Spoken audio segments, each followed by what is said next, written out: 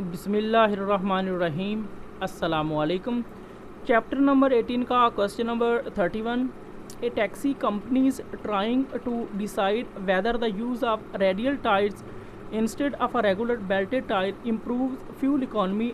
12 cars were equipped with radial tires and driven over a prescribed test course without changing drivers. The same cars were then equipped with regular belted tires and driven once again over the test course.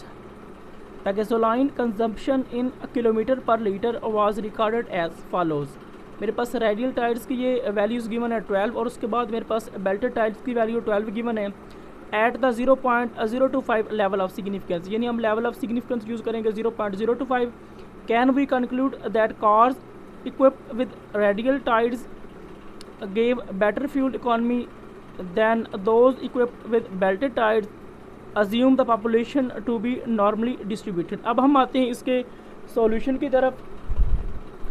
First step is that H not mu D which is equal to 0. D मैंने इस वजह से use किया है क्योंकि यहाँ पे हम डिस्टेंस फाइंड करेंगे एंड H1 जो H0 का अल्टरनेटिव होता है म्यू डी ग्रेटर है 0. यहाँ पे मैंने ग्रेटर का साइन यूज़ क्यों किया है इसके लिए मैं आपको बुक के ऊपर लेके आऊँगा और आपको बताऊँगा कि इसकी रीज़न क्या है.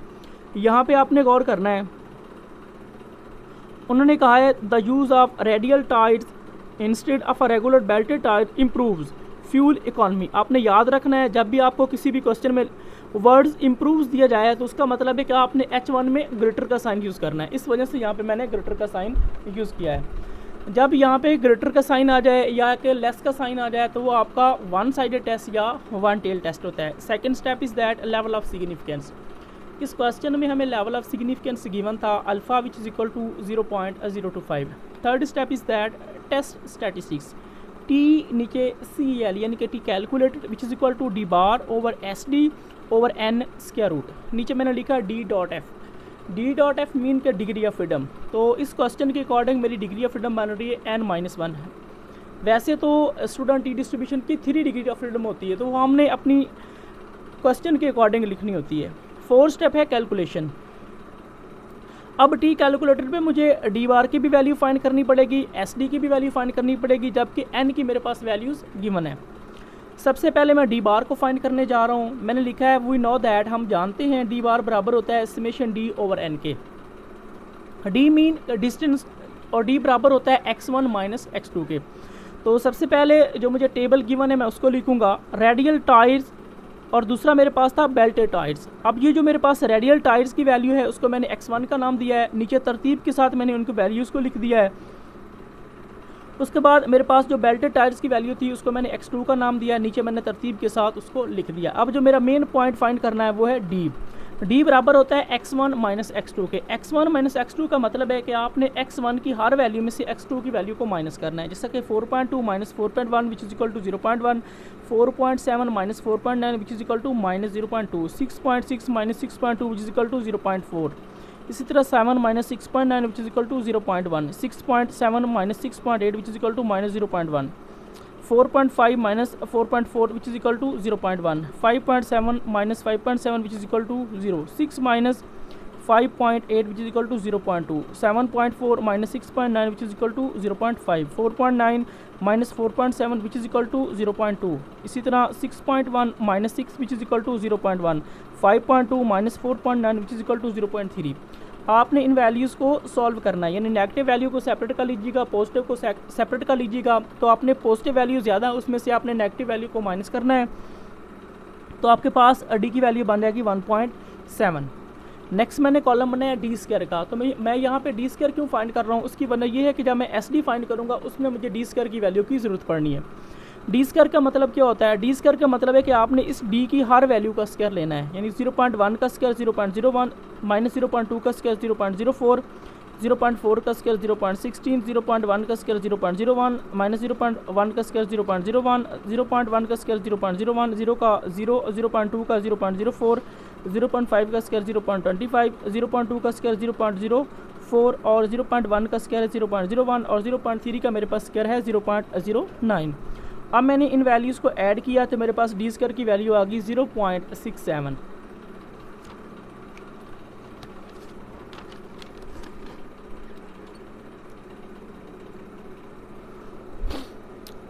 अब फर्स्ट मैंने फाइंड किया डी बार बराबर होता है समेशन डी ओवर एन के। तो मेरे पास डी की समेशन डी की वैल्यू आई है 1.7, एन की मेरे पास वैल्यू 12 है। एन मीन के नंबर ऑफ वैल्यूज़ अगर आप काउंट करेंगे तो आपके पास x1 की भी 12 वैल्यू है और x2 की भी 12 वैल्यू है। 1.7 divided by 12 which is equal to 0.1417। Next मैंने फाइंड करना है एस डी। तो पहले मैं एस स्क्वायर डी फाइंड करूँगा, बाद में उसका स्क्वायर ख़त्म कर दूंगा तो वो मेरे पास एस डी की वैल्यू बन जाएगी। एस स्क्वायर डी बराबर होता है 1 over n minus 1 into summation D square minus summation D के ऊपर स्क्वायर ओवर n। अब 1 ओवर n की मेरे पास वैल्यू 12, साथ में -1 समेशन डी स्क्वायर उसकी मेरे पास वैल्यू है 0.67, फिर माइनस फिर समेशन डी उसकी मेरे पास वैल्यू आई है 1.7, इसके ऊपर स्क्वायर था तो यहाँ पे मैंने स्क्वायर लगा दिया, नीचे n की वैल्यू 12। अब 1 ओवर 12 में से 1 बाकी 11, 0.67 सेम माइनस सेम 1.7 का स्क्वायर 2.89 और 12 सेम 1 ओवर 11 0.67 भी same minus 2.89 divided by 12 which is equal to 0.2408। अब 0.67 माइनस 0.2408 तो वैल्यू आएगी 0.4292, नीचे मेरे पास 11 है। अब 0.492 divided by 11 which is equal to 0.0390। ये मेरे पास एस स्क्वायर डी की वैल्यू है, मुझे चाहिए एस डी, तो मैं दोनों साइड स्क्वायर रूट लूँगा। एस स्क्वायर डी के ऊपर, इसके ऊपर मैंने स्क्वायर रूट लिया और इस वैल्यू के ऊपर भी मैंने स्क्वायर रूट लिया है। इस स्क्वायर से ये स्क्वायर रूट कट गई, पीछे मेरे पास एस डी बचा। 0.0390 की आपने स्क्वायर रूट लेनी कैलकुलेटर से तो आपके पास इसकी वैल्यू आ जाएगी 0.1975। अब मैं डी बार की वैल्यू, एस डी की वैल्यू और एन की वैल्यू टी कैलकुलेटर के फार्मूले में पुट करूँगा।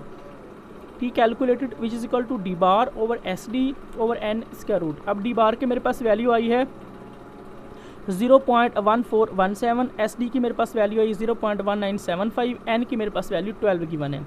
ऊपर वाली वैल्यू सेम 0.1975 भी सेम। 12 की स्क्वायर रूट आपने कैलकुलेटर से लेनी है तो आपके पास वैल्यू आएगी 3.464। अब ऊपर वाली वैल्यू सेम 0.1975 को अपने डिवाइड करना है 3.464 के ऊपर तो आपके पास इसकी वैल्यू आएगी 0.057। अब 0.1417 divided by 0.057 which is equal to 2.48। अब मेरे पास टी कैलकुलेटर की वैल्यू आ गई 2.48। 5 स्टेप है मेरे पास क्रिटिकल रीजन। तो क्रिटिकल रीजन आप डायरेक्ट नहीं ले सकते, इसके लिए बुक के ऊपर एक स्ट्रक्चर गिवन है तो आपने उसके अकॉर्डिंग इसकी क्रिटिकल रीजन लेनी है। अब हम बुक की तरफ आते हैं और चेक करेंगे कि हमारी कौन सी क्रिटिकल रीजन बन रही है और कैसे बन रही है।